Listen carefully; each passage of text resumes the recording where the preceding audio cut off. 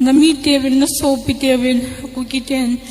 ke ho no mai ho lam kalanga student ho jong hita rep ma athaule ipidian na ho ke ho lung sita ka podium 80 hon chipat anju kati jong azain hi chipang thoi ke sa khalo hi ta hi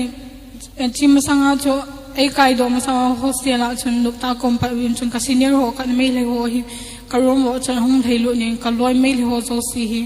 ang homin ko kiti in hitia to champurana sing student ho hiti in area moment atharu we ti we ai hon jong EPA san ila di hom ti hon an seng ka senior nu ka chu ai wang ke ho chun doning ka se powin chipanin jong ka uhi phone ka bolen he uhi ti tin thu ka zain ata ham ad ting ka dongeng ka un am ho mai heiten akisim tho akipat tho hi chi thu lam kalanga min koi ma hitin a bol boy atin cha chu kalung nu ma hi chipata ai wo pa lai ta wa chung hi cha chu asai o hin cha chu ai kai do ben lam pi a hi pasalon hiti a chu ai wo hana ai su kasama ai ma hi ta chu ai phei bo pe hin lam pi sau ta hi kai do hanin lam pi lai kana hi chom kha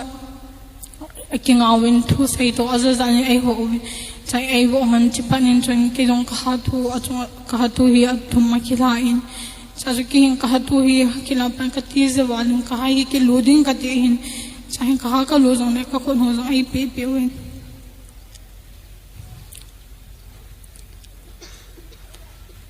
chai lang in chun ai kai kai na la even chiniam snong pom lam bi akon cha ho ai wo dan wen cham ke chai loi thing thar zong a choi wen chahe hi tin zo evo ta wen kaloi nu hi ama hi jingka hi koi mambu kani ro hi kilung ge wan chahe ama hi unconscious ma sada ko zong i ma chahe ta pon chai ke hi evo wona la wen pasal nin alang langa ka lo an khele tan cha zo i ma cha ka he ta poin